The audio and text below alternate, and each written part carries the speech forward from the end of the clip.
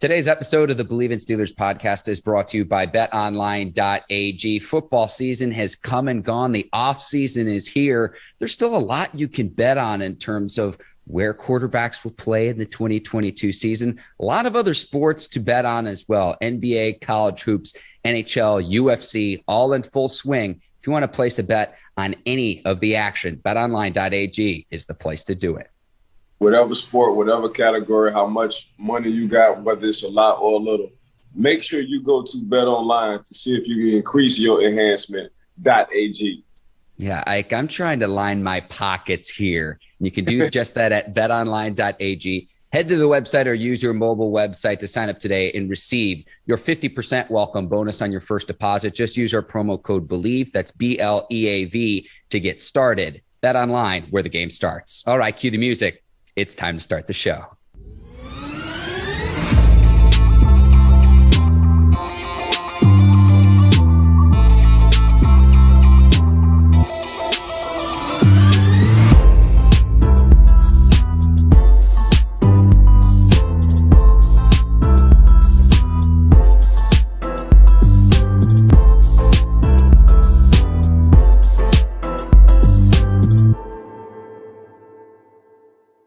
Welcome to the Bleav in Steelers podcast on the Bleav Podcast Network. I'm your host, Mark Bergin, joined as always by my guy, two-time Super Bowl champion and 12-year veteran of the Pittsburgh Steelers, number 24, Ike Taylor. IT, I'm in the new digs. I'm feeling good. I'm at home in North Carolina. A lot to talk about. We're into the offseason. Football season has come and gone. The Rams have had their victory parade. Still a lot to discuss on today's episode of the Bleav in Steelers podcast. How are you this morning, my man? Man, I'm good. I see you fresh in the new apartment, in the new scene in Raleigh, North Carolina, man. I'm so happy for you, man. Enjoy yourself. But let's get to talking football whenever you want, Mark.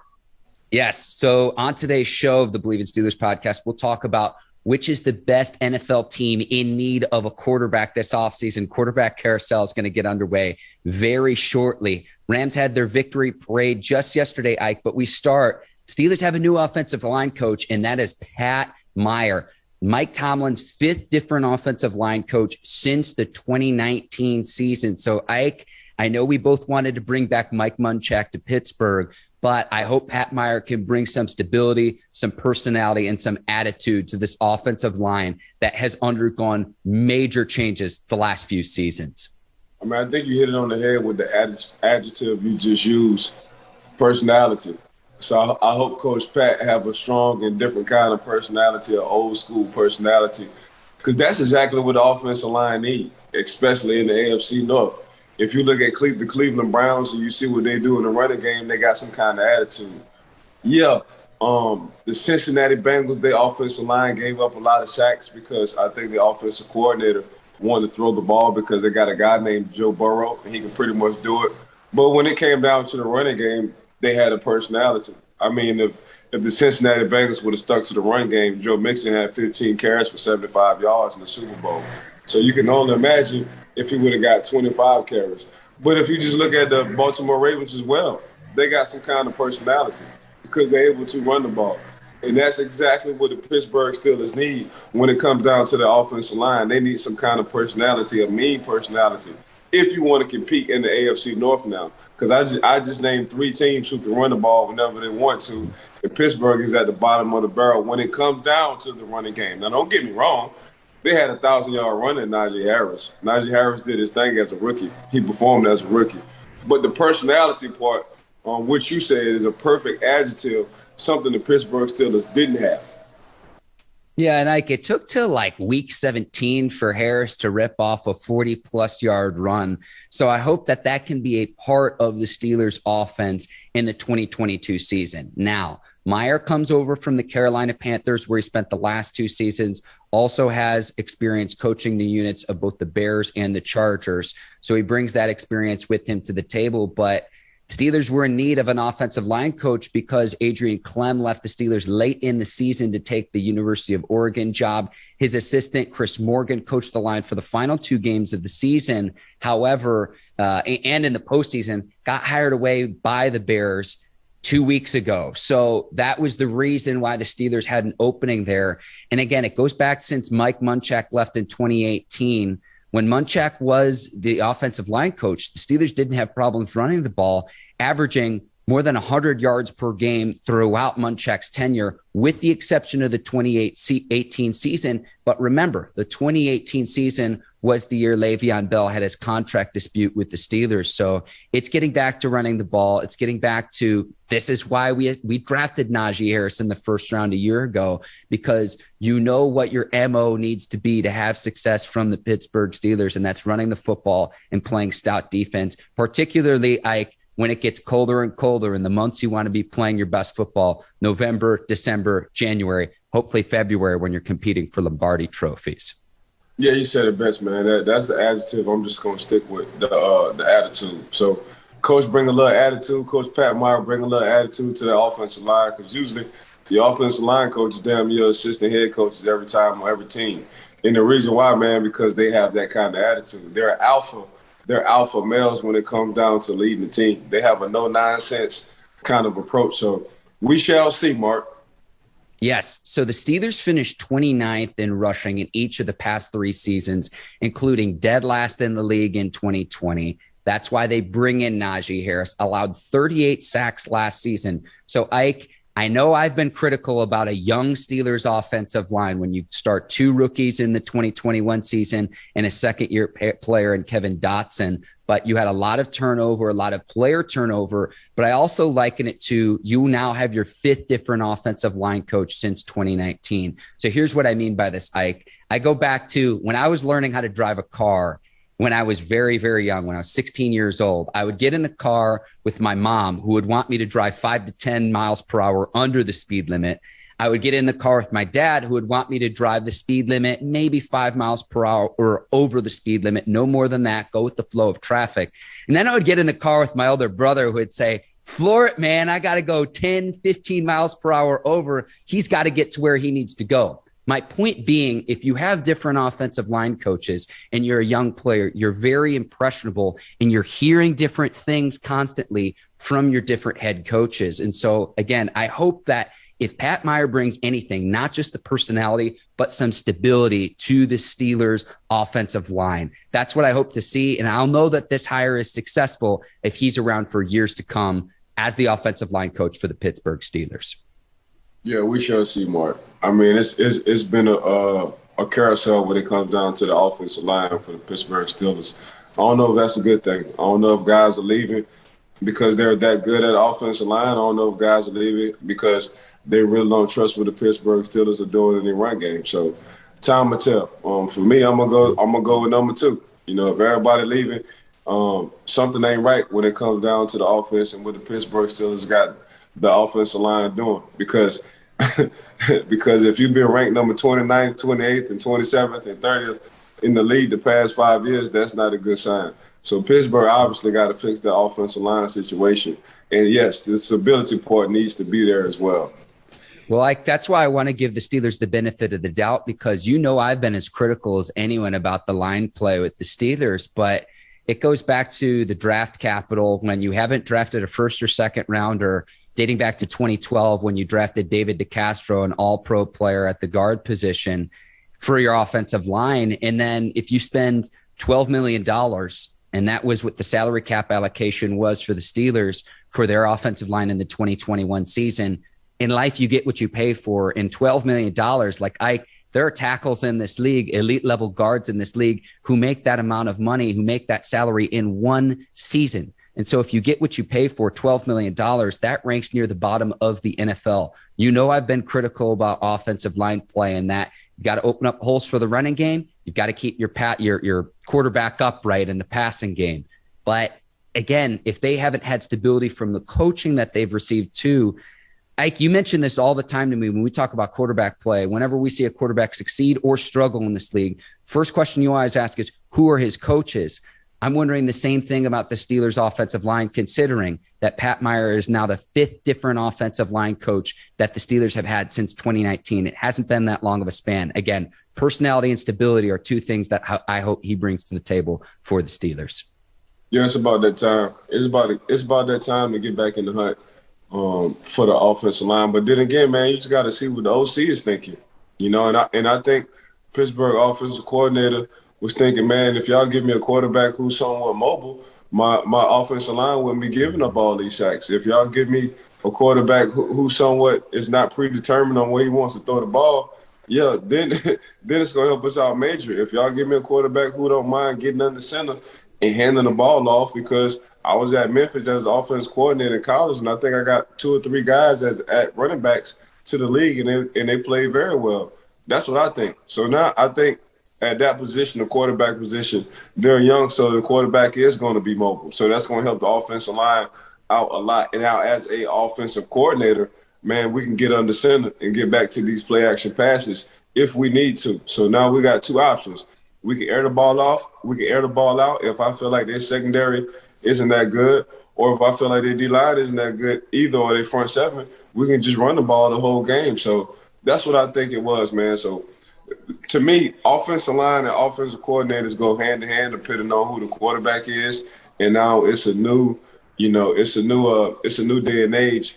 And yet now they're gonna have a young quarterback, whether it's Mason Rudolph, Haskins, or a veteran guy who can move out of free agency, or just draft, a quarterback. So that's what I think it pretty much was. But yeah, some stability to the offensive line is key. But we definitely need to get back to that mean personality from the offensive line. I totally hear what you're saying about the marriage between offensive line coach and offensive coordinator, Ike. And the Steelers offense, at least statistically, took a step back from the 2020 season in 2021. The lone exception was they had about 10 more yards per rushing per game. So that was the one statistical measure where they actually improved upon. But if you look at the total yardage, points scored, what have you, they actually regressed in 2021 compared to the season before in 2020 when Randy Fichtner was still the OC. So I'm with you in terms of how Matt Canada succeeds will likely determine the fate of Pat Meyer, the offensive line coach in Pittsburgh. Yeah, we shall see. Okay, Ike, we're going to take a quick break. We're going to tell our listeners and viewers about NordVPN. And so got all of your devices, you got your phones, your laptops, tablets, and you need to have peace of mind when it comes to internet security. And so NordVPN lets people do just that. They've got the fastest connectivity, most servers, and next-gen encryption to make sure that everything that you do online stays safe. Yo, we ain't getting hacked because we got Big Daddy Mac and Big Daddy Mac at NordVPN.com, baby. Ike, you can get your exclusive NordVPN deal by going to NordVPN.com/Bleav. Use the code Bleav, that's BLEAV, to get up to 70% off your NordVPN plan plus 1 additional month for free. It's also risk-free with Nord's 30-day money-back guarantee. Today's episode of the Bleav in Steelers podcast is also brought to you by BetterHelp. And so it's easier than ever to get therapy, Ike. A lot of times, though, it's costly to do that in person. So what BetterHelp does is it connects people to licensed therapists using those same said devices. And so you can do just that with BetterHelp. If you've got dreams, goals, aspirations, worries, what have you, connect with a licensed therapist on BetterHelp and help you to achieve those things. Man, sometimes you just got to go outside the box to talk to somebody, whether it's not talking to a family member, a close relative, a friend. But if you need some kind of help, man, just make sure y'all can always go, regardless on what your goal is, or just getting something off your mind. Go to BetterHelp.com.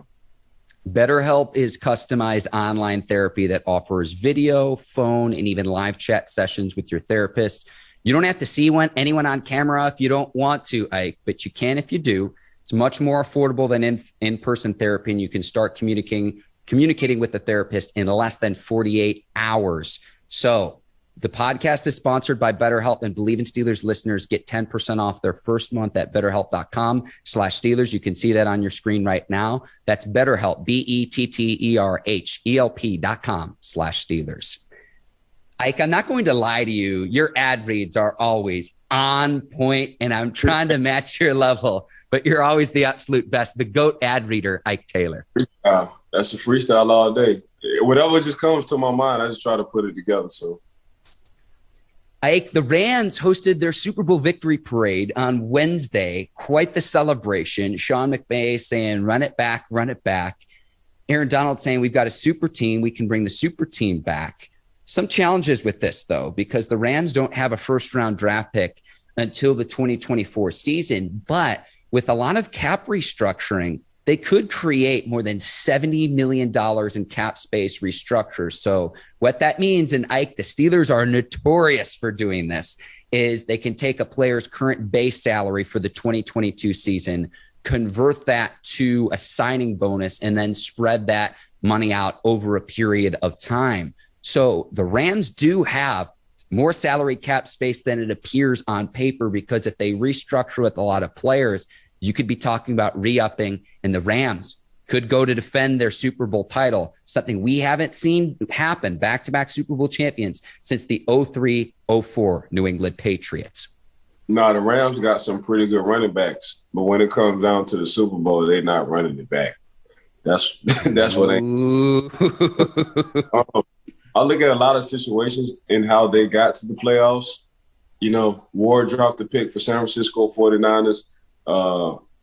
They barely snuck in against the 49ers. The Cincinnati Bengals had 3 different late drives that the defense did stop Joe Burrow. They just needed 3 first downs to win that game, and they couldn't do it. So when I look at the Rams, man, I look at the Rams like, man, y'all had a lot of luck. I know we want to talk football, and I hate talking about luck against teams, but you know, it was a drop interception that could have closed the game out in San Fran. And it was not getting 8 or 3 first downs with the Cincinnati Bengals on their defense. So, man, this could have went the opposite way. That's how I look at the Rams. Like, I never looked at the Rams as a dominating team. Now I looked at the San Francisco 49ers as a dominating team. The regular season, man, when it comes down to the Green Bay Packers, and I think, you know, since we've been talking about Aaron Rodgers, he will stay in Green Bay, you know. I look at the Green Bay Packers situation. So, man, time will tell. Russell Wilson with the Seattle Seahawks, I don't know. I think Russ really do want to leave because of Pete Carroll. But just looking at the Rams, I never thought the Rams was, you know, a dominating team. Now, getting hot at the right time kind of team, yeah, the Rams did. But I think they had a lot of luck, you know, winning that Super Bowl 1 and getting to the Super Bowl 2. So, nah. Don't mean to rain on their parade because they are Super Bowl champions. Shout out to the LA Rams. Mm-hmm. But running it back, I don't think the Rams are going to be able to run it back. It's hard. It's hard to run it back. And, yes, they can create a lot of cap space, but you look at Robert Woods, OBJ, Van Jefferson, he's still a young receiver trying to find his way in the league. That's the reason why they went and got OBJ, because they didn't see the production they wanted to. If you go on the defensive side, man, the defense for the most part, they did ball. You got to give the Rams their props on defense. They balled out. But they got to get a safety or 2. Linebackers. Von Miller's a free agent too, Ike. Miller's a free agent, but Von Miller ain't the old Von Miller. Von Miller was the Super Bowl MVP, but that was 2015. That's damn near 7-8 years ago. Mm-hmm. So I'm not looking at Von Miller like the old Von Miller. Von Miller's really now the Robin, and he has to be the Robin to Batman. That was Aaron Donald, just a defensive specialist. Like, he's the best guy on defense in the whole world. I don't care what team it is. But then you look at, Malcolm Floyd. Malcolm Floyd, he balled out, but they got the young kid, other linebacker. They took out Von Miller for like the last 2 series. Like, they got some nice pieces over there, but actually, like, winning, you got Cooper Kupp. But people don't understand. Without the 1,900 yards the Triple Crown Cooper Kupp did, he only had 1,000-yard season. So this is his second 1,000-yard season in 5 years. So I'm saying, what a hell of a year from Cooper Kupp, but running it back, nah, I just can't see them running it back again. It's too hard. Now, creating $70 million in cap space, that means they would have to be all in again this year, because the next year, that's when the cap space in 2023, that's when the cap space will get hit if everybody's restructuring deals. Now, who they bring in the offseason, man, time will tell. If I think they got the pieces to the puzzles, if they got all this money, they bring some guys in the offseason, because obviously, Coach GM, General Manager, Les Snead, he know what he's doing and he like himself. I don't know if he watched the parade, but he had that F them draft picks. He had his face on his shirt, and it said F them draft picks. So the man felt like he know what he doing. He finally bought a ring, helped them bring a ring to L.A. So, man, I love the parade. I love Aaron Donald. You saw how chiseled he was. I told you that young man. Yeah. At 285, he built like a mutant. Only got 6% body fat. That's something special right there. So, but running it back though, Mark, I don't think so, bro. Hey, you forgot replacing Andrew Whitworth, the 40-year-old left tackle, to try to keep Stafford upright. And to piggyback off this too, I move out of the Sunshine State and I move away from Florida. And you forgot about the near comeback that the Tampa Bay Buccaneers, right in our backyard, nearly had against the Rams, if not for Cooper Kupp's excellence in getting a long downfield completion. And Stafford completes it. They kick a field goal at the very end of the game, and the rest is history. The Bucs were coming back in that game. They just ran out of time, and it took a Cooper Kupp miracle play. I don't say a miracle play, but a nice pitch and catch from Stafford to Kupp to salvage that game, because that game was not going in the right direction. Tom Brady was doing his voodoo again, Ike. But as soon as I leave Florida, you forget about that, and you forget about the Buccaneers, a team right in our backyard. Yeah, I mean the Bucs. I mean, Tom was doing that for the most part, but Tom during the playoffs, he was starting off slow. So he just like you said, ran out of time to get to the Super Bowl. But yeah, I agree with you 100%. That's what I'm saying. I don't see the LA Rams running it back, Mark. Yeah. Ike, let me ask you this. You played in 3 Super Bowls, right? So you played in Super Bowl 40 and 43, you won both of those. You played and lost in Super Bowl 45 against the Packers, lost in that. In your career, you did not play in back-to-back Super Bowls. You had the opportunity to win back-to-back. Steelers never made it that far. Like, from a team standpoint, you're in the locker room. Why is it so hard for a team to win a Super Bowl and then to repeat as Super Bowl champions? Because it's something we haven't seen now in nearly 20 years.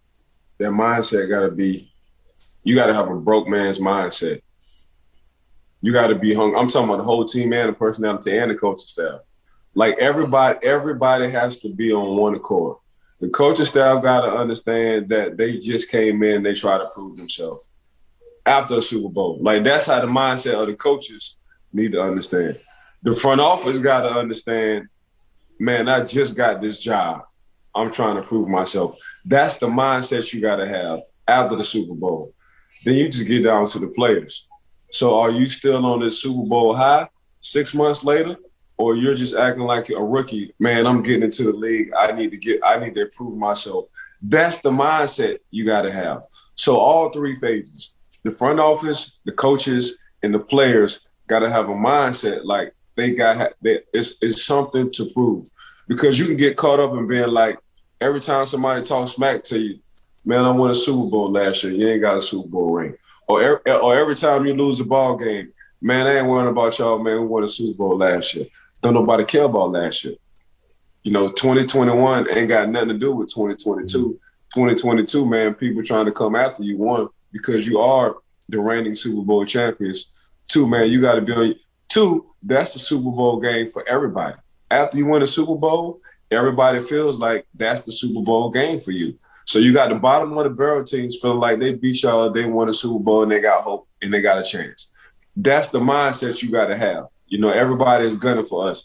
If you don't have that mindset in all 3 phases, from a front office to a coaching staff to a player's mindset, and you just get complacent, and every time y'all down the game or y'all lose the game, like, man, they ain't tripping. Last year we won a Super Bowl. You're not going to run it back. So that just depends on the mindset, not only the front office, but the coaching staff. So we shall see. But it's so hard to run it back. Then you gotta look at injuries. So you can't have any Keezer or May injuries when it comes down to a full season of football. Like a lot of things got to fall in line to run it back. That's why we couldn't go back to back. But for us, out of 5 years, it was like every other year. So, 1 year we'll win it. Next year something happened. The following year, man, we right back in it. Then the next year we out of it. Then the following year after that, we right back in it. But when we was right back in it, everything was just falling in line. We really didn't have any, major injuries. So That's what it was, man. And bringing key guys back. You know, you got to bring your stars. You got to bring your stars back. So we was able to keep a Troy. We was able to keep a Casey Hampton. We was able to keep a James Ferry. We was able to keep a Big Ben. We was able to keep a Pouncil. We was able to keep a Santonio Holmes. We was able to keep a Heath Miller. Like we kept like some key core people when we was winning. You know, so that's what it was. At every position, you got to have a star. You got to have one star at running back. You got to have one star. Your quarterback has to be the star. You got to have a star on the offense or defensive line, a star receiver, a star linebacker, a star secondary player. So if every phrase got a star, you good, you know. So that like the Rams got a star in the secondary. They're missing a star at the linebacker position. They got a star on the defensive line. They had a star Whitworth, even at 40 years old, on the offensive line. Now you got a guy who. They say sometimes, man, the change of scenery is everything. They say the grass ain't greener, but down for Matthew Stafford, the grass was past green. That thing was turf. So that thing gonna forever stay green if you look at Matthew Stafford on where he was at to where he is right now. And Cam Akers, he wound up getting hurt. Cam wound up doing this thing. And man, we can't say enough about Coop and what Coop did this year. You know, he was just setting records, whether it was the postseason or regular season. So they got stars now. They definitely got stars. So, but the stars have to fall in line, and being healthy throughout the season is everything for a team who's trying to make it to the Super Bowl. Like, this is where I'm going to flex your credentials. 12 seasons, 2 Super Bowl titles, played in 3 Super Bowl games, 12 years all with the same franchise and organization, and that is the Pittsburgh Steelers, which our listeners and viewers know. I've got to ask you this too. After your 2 Super Bowl titles, Super Bowl 40, Super Bowl 43, did you sleep at all, or did you just parlay the celebration on into the victory parade down in downtown Pittsburgh, down Fifth Avenue? Yeah, after the Super Bowl, man, I mean, we was getting keys to bars. You know, like we changed the city. Like, you know, it's some things I can't say. But man, we were just getting keys. It's close. We was getting keys to a lot of things, man. We was wearing the same clothes for 2 or 3 days because there wasn't nobody going home. Like that's just what it was, man. We was living. We you know, man, we was living. We was living. Like when I say to this day, Mark, you gotta slide with me to Pittsburgh one time. Coach Tomlin, he said it best, man. When you win Super Bowls in Pittsburgh, you're on a lifetime scholarship. To this day, that's just how the city embrace you. So guys get out their element, you know. And it's a reason why guys be wearing shades, you know, 7 o'clock in the morning because man, the night was rough. I still haven't slept in 2 or 3 days. You know, if y'all saw what my body has intake as far as like drinks or alcoholic beverages, man, my body telling me. go detox somewhere. But that's just what it is, man. You win that one game you always dreamed and watched. You wind up winning. Now you in the history books forever. They can't take that away from you. So now not only you proud and your family proud and whoever your close relatives or your friends proud of you, but the city is even more proud of you as well. So that parade was a mother. Like Troy jumped off the boat into the crowd, and they caught him like they saw Jesus. They made sure he ain't touched the ground at all. And they wind up throwing him back. They wind up throwing him back on the boat. So that's exactly what it was. Like, we was the wave in the city. Like, ain't nobody have no parade like us. We was doing all picture, man, ain't nobody jumping off no boat. No float, I mean. We was jumping off the float into the crowd, bro. You know, that's what we was doing. Man, they canceled school in Pittsburgh. That's what we was doing. Man, we won a Super Bowl. Ain't nobody got to go to school. Ain't nobody got to go to work. Like, that's what we was doing in Pittsburgh. You know what I'm saying? Like, that's just what it was. Like, man, we was on a whole different Mark. When I say we was on a whole different level, we was on a whole different. Thank God social media wasn't out. Because Lord have mercy. We was on a different playing field when it came down to Pittsburgh. Then we go on the West Coast, man. We hit the West Coast. Like I remember we went to New York. We used to go to New York all the time. P. Diddy had a restaurant called Justice, named after one of his sons, right? He was like, man, who the hell are y'all? It was like, man, we the Pittsburgh Steelers. Like every time I see y'all just take all my girls. That's well, didn't he think that you guys lived in New York? He thought we lived in New York. Like we was in New York, Atlantic City, Toronto. Now Toronto, we ran Toronto, because that wasn't nothing but a 30-minute flight from Pittsburgh. Like, man, wow. I can't, and we ain't even talking about Atlanta, Miami, Arizona, and LA and Vegas. Like that's what all my connections are. Every city I go to, all my connections are connections from the times we won Super Bowls in Pittsburgh. All this is amazing. We'll get back on track. I've got one more question, and I know that I'm big on my research. I was reading an interview from Steelers cameraman and producer Peter Gergerly. I'm probably mispronouncing his last name, but he was saying that he was at a Super Bowl party. He was standing next to you, Mike Logan, holding the crunk chalice of Little John, who's friends with Clark Hagan, standing next to Kid Rock. What do you remember about this? I don't. I had a good time. So this was after the Super Bowl victory then.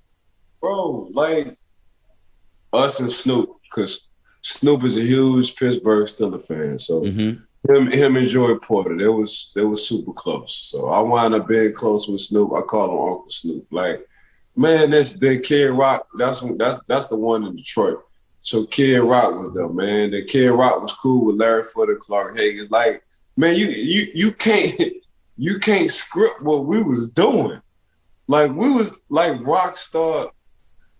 I understand this saying now. Rock star lifestyle might not make it. Because when you're living like a rock star, you don't know if you're going to make it to the next hour, minute, day, or second. That's what we was doing. We was living in the moment. I kind of want to get you in trouble for something that happened decades ago. So we will move on.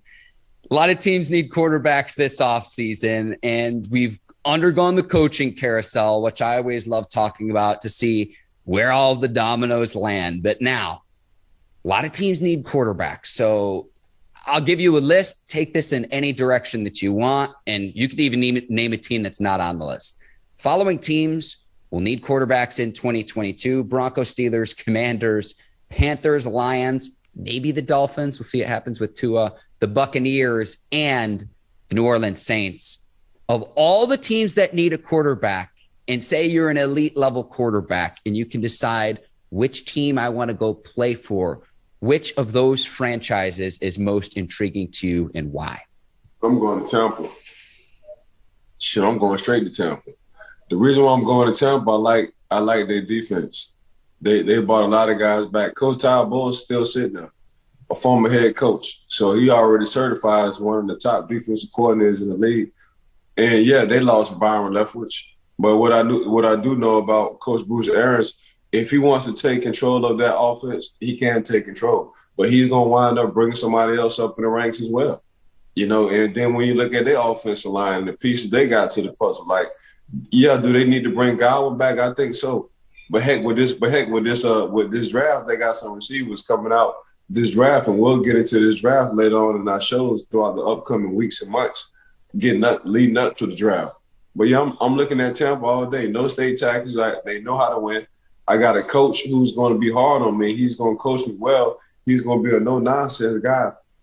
I got a defense sitting on the other side in Todd Bowles, and I understand he knows what to do as a defense coordinator. I got some running backs now. Like, it's a few pieces to the puzzle, and I could be that piece to the puzzle. So if I'm Jimmy Garoppolo, man, if I ain't going to Pittsburgh, I'm damn sure going to Tampa. For sure, I'm going to Tampa. If I'm Aaron Rodgers, yeah, Pittsburgh sounds good. Me and Coach Tomlin, we've been flirting with each other, probably texting each other in the offseason. But hell, I can look at Tampa and say the same thing. I can go to Tampa. So if I'm Russell Wilson, I can go to Tampa. So I'm looking at Tampa as the key. Now, a team who has young studs on the offensive side and a young team is Denver. Denver don't sleep. That's all Denver. Denver is missing, in my mind, a veteran quarterback right now because they got all the young pieces you need. So you give Denver a veteran quarterback, oh, they're going to take off. You give Denver a young quarterback, it's just like, unless he's a Joe Burrow-ish. You give Denver a young quarterback, his mentality has to be Joe Burrow. He can't be a Baker Mayfield. He can't be, or it has to be like a Justin Jefferson. He can't be none of these guys that want to be more than what they are, the quarterbacks in the NFL. You know, if Denver get a guy, the guy mentality, and he's young, either has to be Joe Burrow-ish or Dak. Dak just a quarterback who understands how to be a professional. He's just a natural leader. Hey, you're not going to hear too much about him in the offseason. He going to go by the book. You ain't got to worry about him, blase, blase. But either it's Denver or it's the Tampa Bay Buccaneers. But if I'm my first goal, if I'm a quarterback, hey man, let me see what that 813 talking about. That's what I need to see. I need to go down there and see what them boats and see what that Hulk Hogan beach look like down in Tampa. That's exactly what I'm gonna do. Oh, I love it. Having lived there for 5 years of my life, we'll meet in Clearwater Beach in Florida and have a day. One thing you forgot to mention with head coach Bruce Arians too, you forgot that he is the quarterback whisperer. So he has great track record of success with quarterbacks. Did that, and I know Byron Leftwich worked hand in hand with Tom Brady, but that was really a seamless transition going from the 30 for 30 with Jameis Winston to Brady to Super Bowl title, making it back to the playoffs this past season. It's not just Godwin that's a free agent, though. If I'm a quarterback going to Tampa, I call up Rob Gronkowski on the phone and say, look, I can't be Tom Brady. I can't morph myself into Tom. But what can I do to convince you to stick around in Florida to continue your career? So Tampa's intriguing, but can you bring Godwin back? Can you bring Gronk back on that offense? Two huge questions there. I'm totally with you. Go ahead, Ike. Hey, Mark, they already got tight ends. They got Brake. They got an OJ Howard. So I mean, the reason why they brought we know why they brought Rob Gronk back because of Tom Brady, TB12. Like that's Tom Boy. But yeah, I'm not gonna act like Brake isn't a good tight end. I'm not gonna act like OJ Howard isn't the first round draft pick. So them guys just need the opportunities. Once Rob came in, everybody kind of had to fall in line because that's Tom Brady's man. So whatever Tom wants, that's what Tom gets. But nowadays, man, we back at it. I thought they was just as deep at tight end just as well as the Cleveland Browns, because the Cleveland Browns is deep too at their tight end position. So yeah, man, I think that's a perfect. If I'm a quarterback, that's exactly where I'm looking. Man, I'm telling my agent, and I feel like we got a chance to get to the next level or get back to the Super Bowl, for sure the playoffs. Hey, man, get me down there to Tampa, please. Yeah, and that's the one thing with Denver, too. They've got a lot of offensive skill position talent. But then you got to go in the AFC West Division. You go up against Mahomes and the Chiefs, and then Justin Herbert and the Chargers. And you might have to win some shootouts. And that's the exact argument we've used for why Aaron Rodgers might not wind up with the Denver Broncos, because of the stiff competition, particularly at the quarterback position and the talent that you need to bring to the table, given the quarterback talent we see in that division. So I like the Broncos as well. They've loaded that offense up because they wanted to make it work with Drew Lock. It didn't work. They bring in Bridgewater, who won the starting job in 2022. Bridgewater now due to become a free agent too. It's like Denver is really just a quarterback away from being a formidable team in the AFC. Hey, man, I know the Baltimore Ravens still have his restricted rights. But if Huntley slides to Denver because he know what it is and he got some games under his belt, if that young man slide to Denver, they're going to slide their ass right into the playoffs. That's exactly what they're going to do. Because I think the young man understands what it is now to be a quarterback in the NFL. He's a better pure passer than Lamar Jackson. He showed that.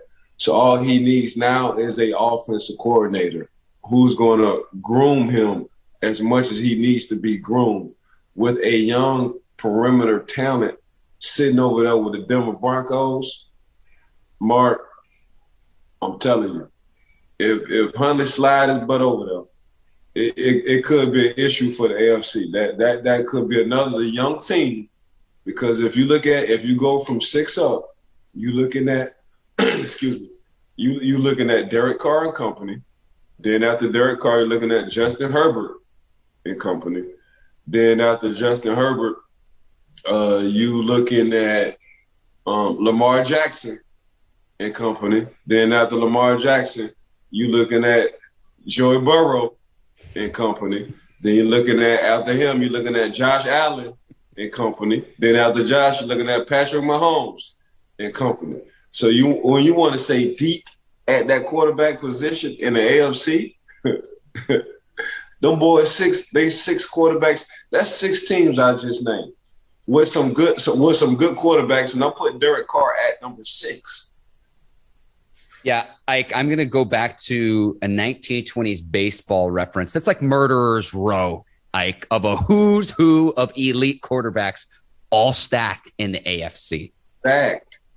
Stacked, young. The oldest is Derek Carr, and Derek Carr is considered still young in his prime. Man, Patrick Mahomes, Joey Burrow, Lamar Jackson, Justin Herbert, Derek Carr. Like, man, that's Josh Allen. I mean, come on, man. Sometimes, like, I was thinking about this offseason. I said, man, I wish they trade like 3 of them quarterbacks out of the AFC so they can go to the NFC. So they ain't got to keep fighting. It's like brothers just keep fighting each other. That's all the AFC about to be. Like, they're going to love each other. They're gonna rock with each other. But it's like brothers just fighting each other. Like, bro, why y'all got to keep fighting, bro? Mom and daddy keep giving us whoopings. We got to keep fighting because that's how deep the AFC is. Like, ain't nobody really fighting in the NFC. Yeah, you know what I'm saying? Yeah, well, and Ike, when we talk about this in like 10 or 15 years and we look back on this, it's going to be like, well, this quarterback in the AFC wasn't a Pro Bowl or he wasn't an All-Pro. And it's like, let's try to figure out why. Oh, it's because he's going against Patrick Mahomes. Oh, he's going against Joe Burrow. Oh, he's going against Justin Herbert, Josh Allen, Lamar Jackson, Derek Carr. Not all of them can be All-Pro and Pro Bowlers, is my point being. So when we look back on this and we look at the talent specifically in the AFC, something that the NFC really doesn't have in terms of young stud quarterbacks. Yeah, they deep over there in the AFC, Mark. Them boys are super deep in the AFC. In 10 or 15 years, me, you, and Miss Courtney, they're going to be giving us millions. Y'all heard that Bleav Steelers podcast. So, man, we're going to be eating. We're going to be talking good. Everything, we're going to be all the way good because that's what we headed. Like, really quickly, I want to make the case for each of the other teams on the list. The Steelers, you get the offensive line right. I think the Steelers do have position at the skill position players, a stout defense. You've got 2 players in their prime in TJ Watt, Cameron Hayward on the defensive side. So let me go through and make the case, and I'll ask you which stands out at the very end. The Commanders, I think you have a stout defense over in Washington, Chase Young and company that you can rely on. Team that made the playoffs 2 years ago despite very shaky quarterback play, and that led to the emergence of Taylor Heineke. They're in need of a quarterback. Panthers, you've got maybe the best back in the game when healthy in Christian McCaffrey. He struggled with injuries the last few years. The Lions, you're going to be protected for the next decade with Penei Sewell at the left tackle position. He's going to be a stud. The Dolphins, no state income tax, new head coach, fresh start. Jalen Waddle's pretty good at the receiver position. And for the first time since the 2003 season, the Dolphins have had back-to-back winning season. We already went through the Bucs. The Saints are really the toughest sell, Ike.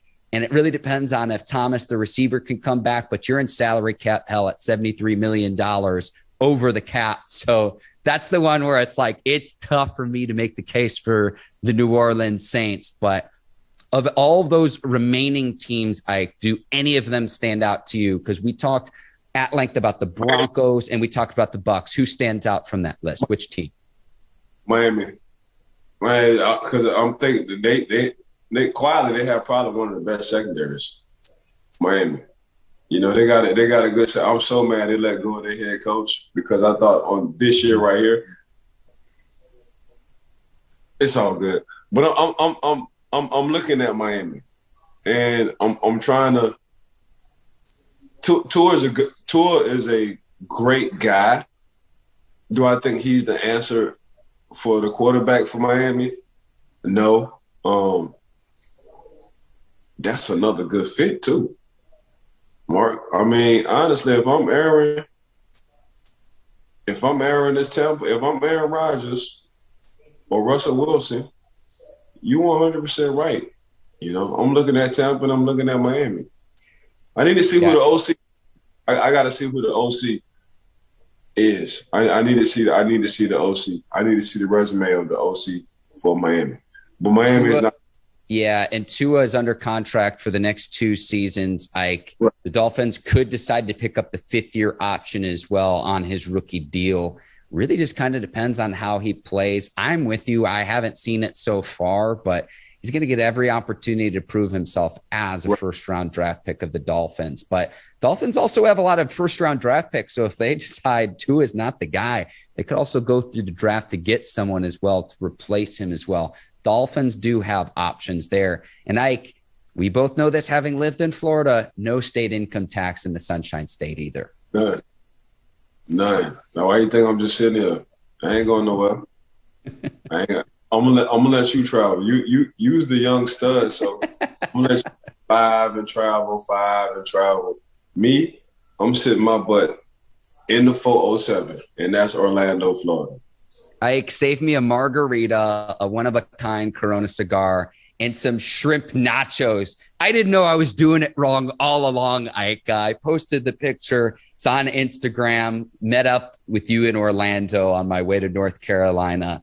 And thank you for the tacos, Ike, and everything. They were delicious. But I didn't know I was doing nachos wrong all along. I thought, beef, you could throw on chicken. No, I'm telling you right now, put seafood on your nachos, specifically delicious Gulf caught shrimp, like the size of your fist, Ike.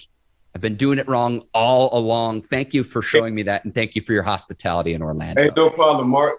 Hey, Mark, but we say shrimp differently around here. We say scrimp. Okay, learning something new today. We take the H out and we put the C in there. So, man, make sure you put the scrimp on your nachos. Another thing, too, I got one more. This is what I had last night. So I didn't put the scrimp on my nachos. I put the salmon. They shredded up the salmon on my nachos. Ooh. Ike, I might have to slide back down to the O to try that out. Come slide through. IT, you're the absolute best. Thank you so much. Again, this is one of my favorite things I get to do each week is talk with you.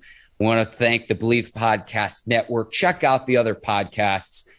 A lot of the other shows, Ike on Radio Row, talked to a lot of great people there, including the Charity Stripe, talked with Pat McAfee. So check out that interview and that conversation there as part of the Bleav Podcast Network, the Charity Stripe. And I want to thank our producers at Brinks TV, led by John Brinkus, Courtney Vargas, Herbert Diaz, and the crew over there. Today's sponsors, BetOnline, NordVPN, and BetterHelp. And I want to thank you, the listeners and the viewers of the Bleav in Steelers podcast. Thank you for tuning in to listen and watch our podcast. I want to thank all our sponsors. I want to thank everybody who's behind the scenes. I want to thank you, Mark, as well. But, man, we definitely got to give a huge thanks to the viewers and subscribers. Make sure y'all give us a 5-star. Appreciate y'all.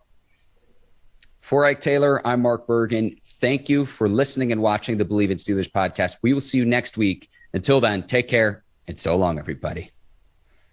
Peace.